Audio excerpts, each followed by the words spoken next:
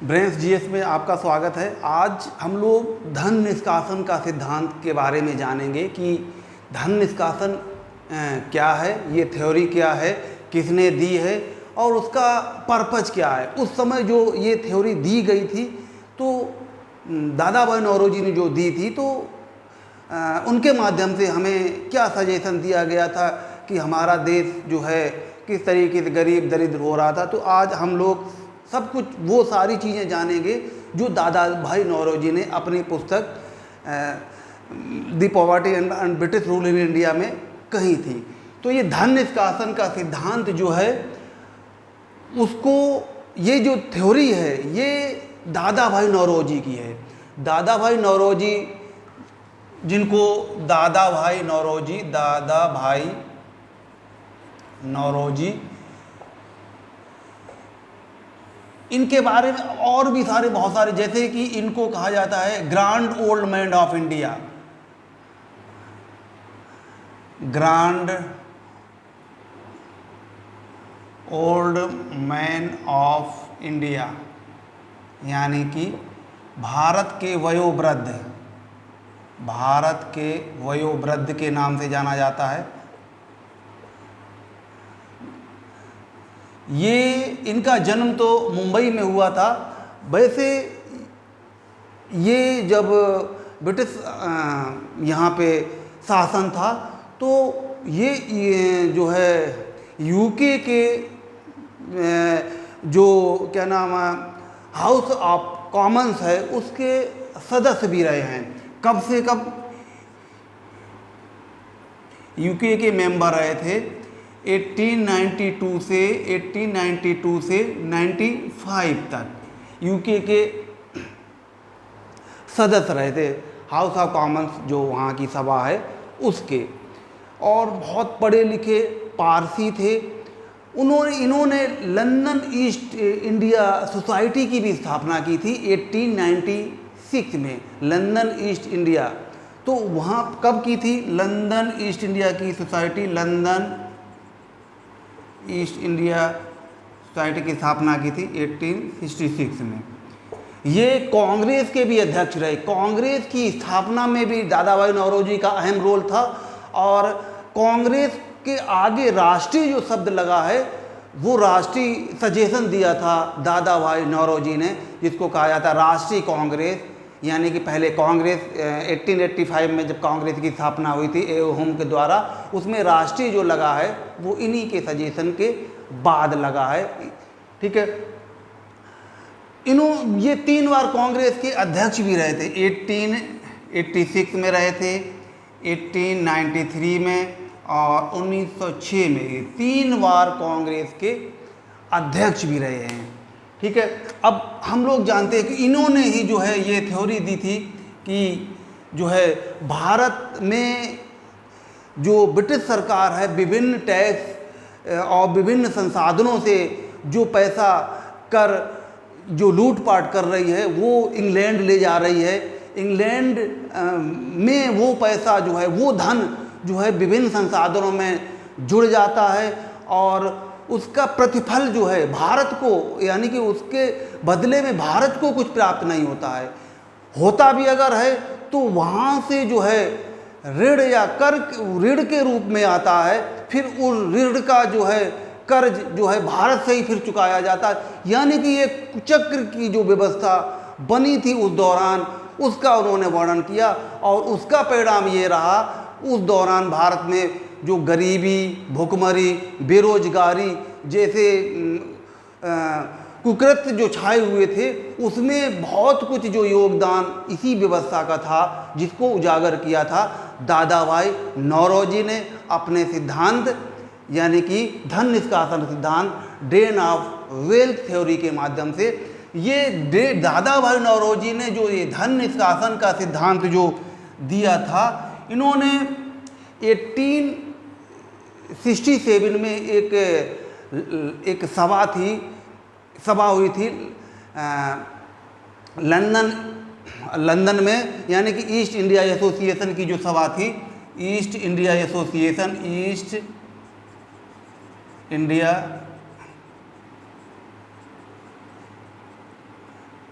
Association की, उसी में इन्होंने जो है एक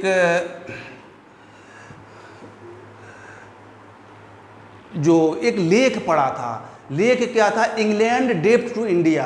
क्या पढ़ा था? इंग्लैंड डेब्ट टू इंडिया, इंग्लैंड डेब्ट टू इंडिया,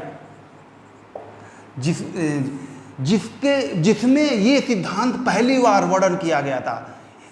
धन निष्कासन का सिद्धांत का अगर वर्णन सबसे पहले दादा भाई नौरोजी ने किया था, तो इसी लेख के माध्यम से इंग्लैंड डेब्ट टू इंडिया, जिसको हिंदी में कहेंगे भारत पर इंग्लैंड का ऋण, जिसको अगर हिंदी में ट्रांसलेट भारत पर इंग्लैंड का ऋण, भारत पर इंग्लैंड का ऋण, इसमें इसका वर्णन किया था। इसके बाद जो है दादा भाई नौरोजी ने एक पुस्तक लिखी थी जिसमें इस सिद्धांत को एक्सप्लेन किया गया था। वो कौन सी थी? The poverty and British rule in India, the poverty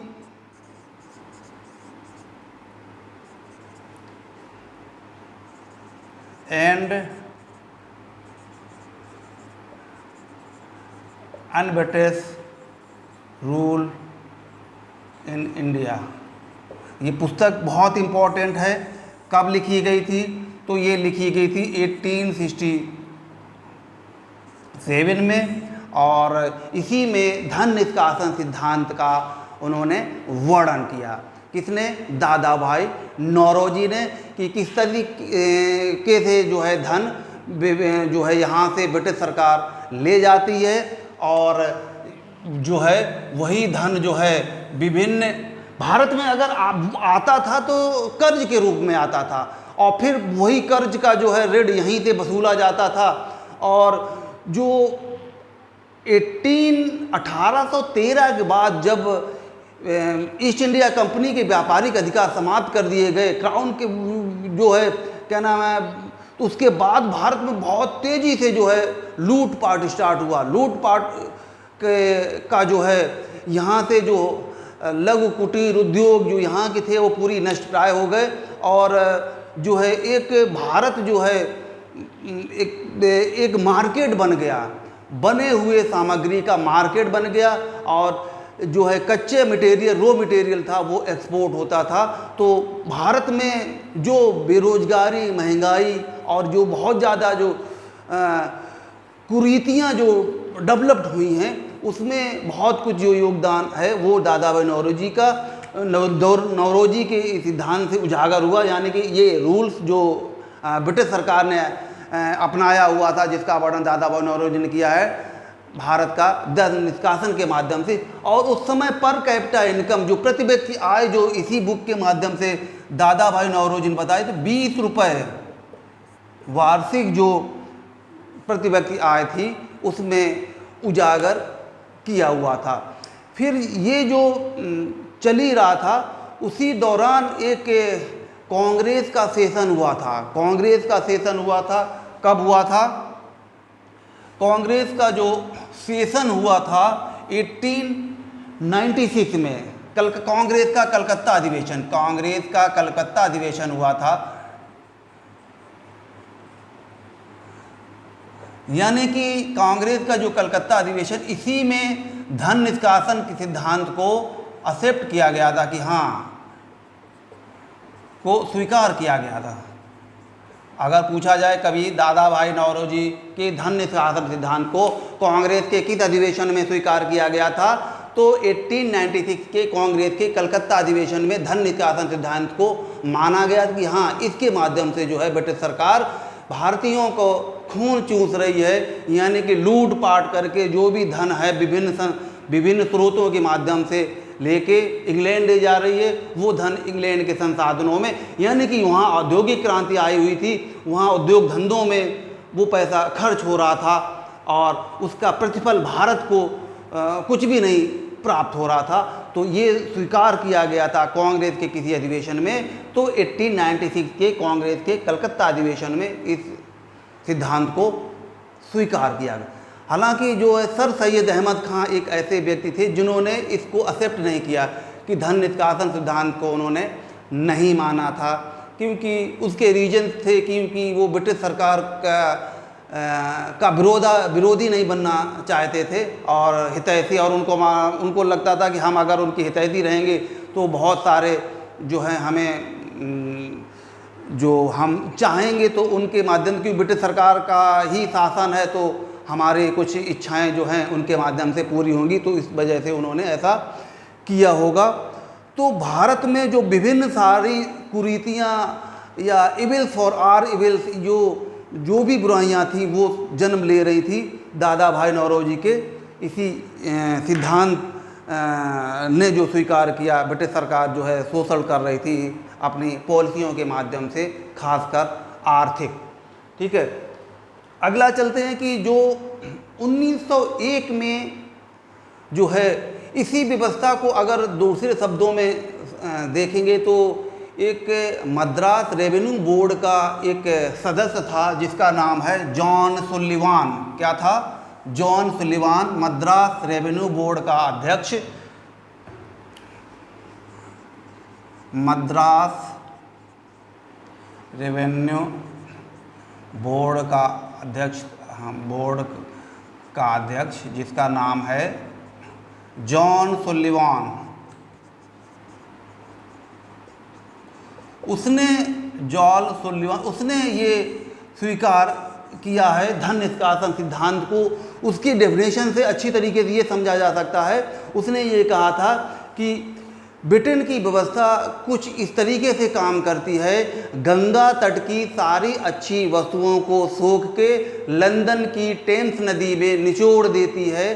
तो अगर आप इस जॉन सुलिवान के इस एक्सप्लेनेशन को देखेंगे, डेफिनेशन को देखेंगे जो उसने इसी थ्योरी पे दी थी, तो उससे आप समझा जा सकता है हमारी व्यवस्था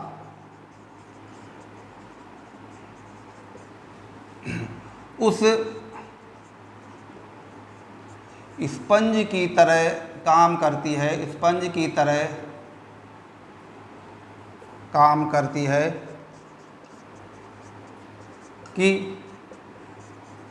गंगा तट की सारी अच्छी वस्तुओं को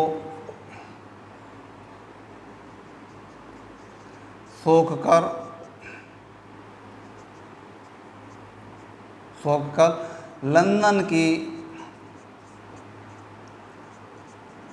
टेम्स नदी में निचोड़ देती है। तो ये किसका स्टेटमेंट है? जॉन सुलिवान का, जो मद्रास बोर्ड रेवेन्यू का अध्यक्ष था, उसने ये स्टेटमेंट दिया था।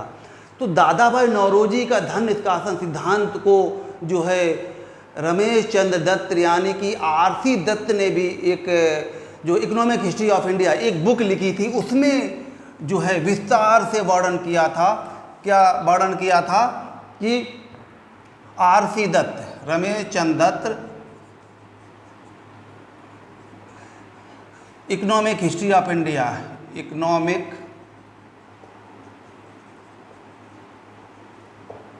हिस्ट्री ऑफ इंडिया, उन्होंने ये बुक 1901 में लिखी थी। उसमें वर्णन किया था कि वास्तव में जो है हमारे जो ब्रिटिश व्यवस्था है वो बहुत ही खतरनाक है, और ये खतरनाक नादिर शाह के जो आक्रमणकारी आए उससे भी ज़्यादा खतरनाक है, जो विभिन्न संसाधन स्रोतों से यहाँ से धन प्राप्त करके इंग्लैंड ले जा रही है, और बदले में उसका प्रतिफल भारत को कुछ भी प्राप्त नहीं होता है। और इस सब व्यवस्था का जो दादा भाई नौरोजी का धन निष्कासन का सिद्धांत है, उसी को आगे बढ़ा के इसका विस्तार से उन्होंने वर्णन किया है। और इस व्यवस्था का वर्णन उन्होंने जो है 3 सिद्धांतों के माध्यम से किया है। आरसी दत्त ने इकोनॉमिक हिस्ट्री ऑफ इंडिया में 3 सिद्धांत दिए हैं। इसके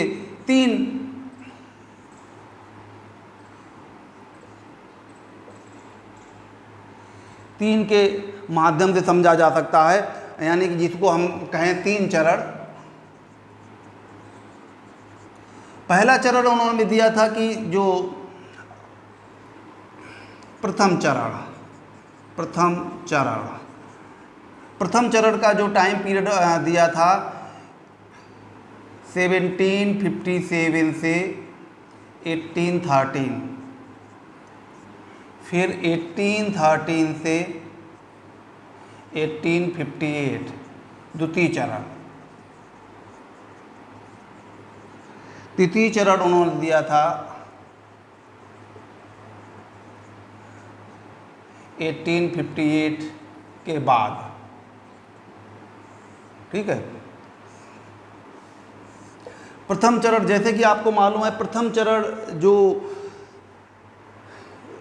में 1757 में एक युद्ध हुआ था, प्लासी का युद्ध। प्लासी का युद्ध के बाद जो है अंग्रेज विजयी रहे और उनका बंगाल पे अधिकार हो गया और वहाँ से उन्होंने लूट की शुरुआत की। उसके बाद एक और फाइनली निर्णायक युद्ध हुआ था, बक्सर का युद्ध। ये 1764 में हुआ था, जिसके बाद जो है एक संधि हुई थी, इलाहाबाद की संधि 1765 में। उसके बाद बंगाल में दीवानी अधिकार प्राप्त हो गए, यानी कि जो है रेवेन्यू पर उनका पूरी तरीके से अधिकार हो गया। और उसके बाद जो है उन्होंने भारत को तेज़ी से लूटना चालू किया और इतना लूटा कि कुछ ही समय में जो है भारत दरिद्रता की ओर तेज़ी से बढ़ा। और भारत में बहुत सारे जो है आप देखेंगे उस दौरान काफ़ी सारे अकाल पड़े, भुखमरी का दौर रहा है और उसमें ये व्यवस्था है, जो अंग्रेज़ों की व्यवस्था है, उसका एक बहुत बड़ा हाथ रहा है। अब जब दीवानी अधिकार प्राप्त हो गए थे उसके बाद अंग्रेज, तो ये जो हम आपको पहले चरण के बता रहे हैं, पहले चरण में जो है देखेंगे प्लासी का युद्ध के बाद आर्थिक लूट की शुरुआत, और इसी के बाद जो है दीवानी अधिकार प्राप्त हुए। दीवानी अधिकार इसी प्रथम चरण में। उसके बाद ब्रिटिश सरकार जो है भारतीयों के ही पैसे से भारतीय माल खरीद के इंग्लैंड उसने भेजना चालू किया और जो है भारतीय पैसों से खरीदा और इंग्लैंड बेचा, को डायरेक्ट इनडायरेक्ट जो है इस निर्यात से उन्हीं का लाभ होता था। ठीक है।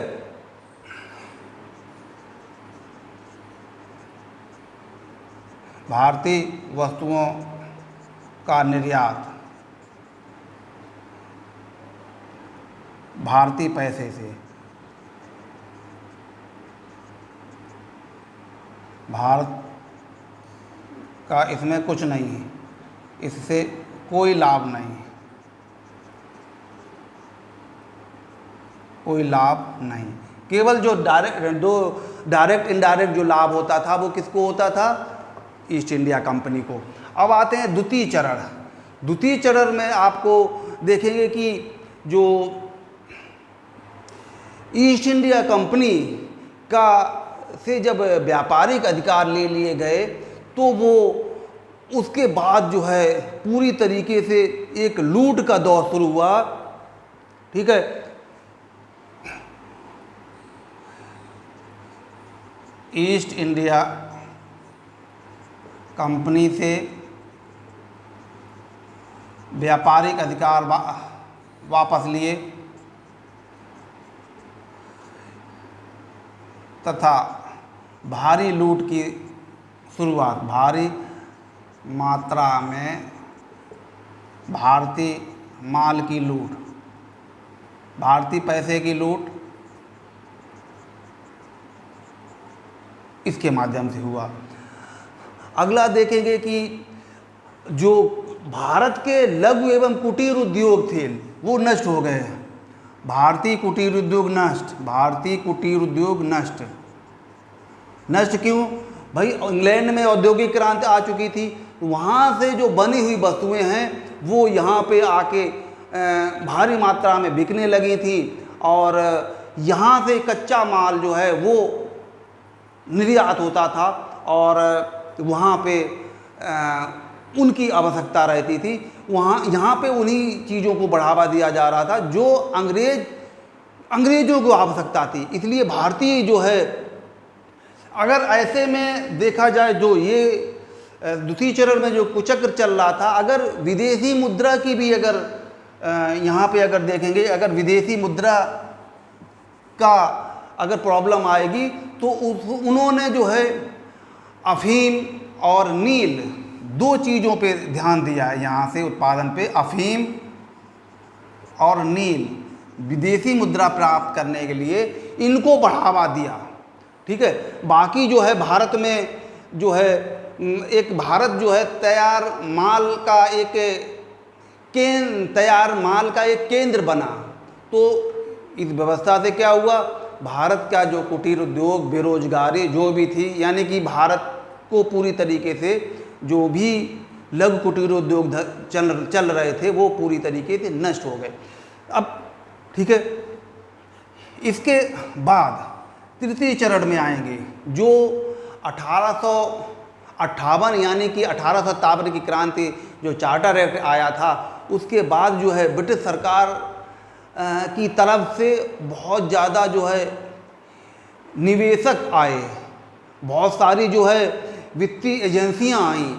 बिन निवेशक आएगा, कर्ज आएगा, वो कर्ज किस पे खर्च होगा, खर्च होगा वो रेलवे पे होगा। भाई रेलवे को भारत में उन्होंने बंदरगाह से जोड़ दिया। भाई कहीं ना कहीं उसको कच्चे माल को बंदरगाहों तक पहुंचाना था और फिर समुद्र के रास्ते से यूरोप भेजना था। कहीं ना कहीं जो चीज़ उस पे इन्वेस्ट किया जिसको उनकी आवश्यकता थी। बहुत सारे जैसे इन्वेस्टर्स आए, कर्ज लगाया और उसको जो है भारी मात्रा में ऋण दिया, वो कहीं ना कहीं भारतीयों से ही दिया। जबकि इस द्वितीय चरण में ही देखेंगे कि जो है उसका शोषण बहुत ज़्यादा उस तरीके से हुआ कि भारतीयों का ही पैसा है, वहाँ के सैनिकों के ऊपर खर्च होने लगा। उनके जो भी IAS अधिकारी होते थे उस दौरान उन पे खर्च होता था। जो पहले ब्रिटेन से आता था भारतीय खजाने से दिया जाने। यहाँ पे भी यही व्यवस्था थी। बड़े माल यहाँ पे शुरुआत हुई थी, लेकिन जो तृतीय चरण में थे बहुत ज़्यादा जो भी ईस्ट इंडिया कंपनी का कर्ज होता था वो भारत का कर्ज मान लिया जाता था और जो भी रेवेन्यू कलेक्ट होता था वो कहीं ना कहीं इंग्लैंड चला जाता था, इंग्लैंड के संसाधनों में वो जुड़ जाता था। तो इस तरीके से कुचक्र चल रहा था और ये आर्थिक लूट हो रही थी। लेकिन एक चीज़ आप समझें, ये जो आर्थिक ईस्ट इंडिया कंपनी तो बनी थी 1600 में, तो क्या 1600 से उनका लूट चालू हुआ? नहीं।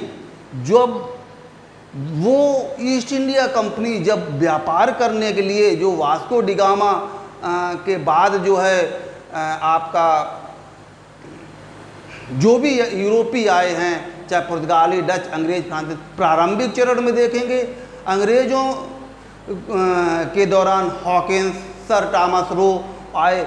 उसके बाद व्यापार बढ़ा, वो व्यापारिक वस्तुएं लाते थे, उसके साथ साथ सोना चांदी लाते थे। और यहाँ भारत में सोना चांदी इंग्लैंड से उल्टा यहाँ पे आता था।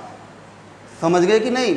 अब लेकिन 1757 से उल्टा हो गया कि यहाँ से जो है इंग्लैंड को जाने लगा, बदले में कुछ नहीं प्राप्त होता था। ये व्यवस्था जब उन्होंने दीवानी अधिकार यानी कि भारत पे कब्जा कर लिया, भारत पे जो पॉलिसी आप जमींदारी, रैयतवाड़ी, महलवाड़ी, इन सभी के माध्यम से आर्थिक शोषण कर रहे थे और उसका जो है डायरेक्ट इनडायरेक्ट लाभ जो है इंग्लैंड को हो रहा।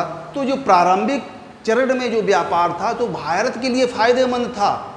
ठीक है, भारत में सोना आ रहा था, चांदी आ रही थी, ठीक है, और भारत जो है आर्थिक विकास के रूप में उभर रहा था। लेकिन जो शोषण चालू हुआ वो आप देखेंगे 1757 से, जब प्लासी का युद्ध और 1764 जो फाइनली हुआ था बक्सर का युद्ध, उसके बाद जो है दीवानी अधिकार जब जैसे ही प्राप्त हो जाते हैं तो लूट की जो खुलेआम लूट बढ़ती है। तो ये सारी व्यवस्था जो है अंग्रेज़ों के चालू थी। उसी व्यवस्था को जो उन्होंने अपने लिए बनाई थी, भारत का आर्थिक शोषण कर रही थी, उसी व्यवस्था को सबसे पहले उजागर किया था जो दादा भाई नौरोजी ने अपने सिद्धांत धन निष्कासन के सिद्धांत के माध्यम से और अपनी पुस्तक जो poverty and un-British rule in India के माध्यम से इसको एक्सप्लेन किया था। ठीक है, ये अगर आपको क्लास कैसी लगी, टॉपिक कैसा लगा, तो आप हमारे चैनल को अगर आपने सब्सक्राइब नहीं किया हुआ है ब्रेन्स जीएस, तो आप उसको सब्सक्राइब करें। देखते हैं आगे अगले कुछ ही समय में जो आधुनिक भारत है, जो भी अच्छे टॉपिक हैं जो एग्जामिनेशन ओरिएंटेड हैं, तो हम क्लियर करेंगे और आपकी कुछ ही समय में जो जीएस है वो बेहतर से बेहतर होगी। मिलते हैं नेक्स्ट क्लास में। ओके।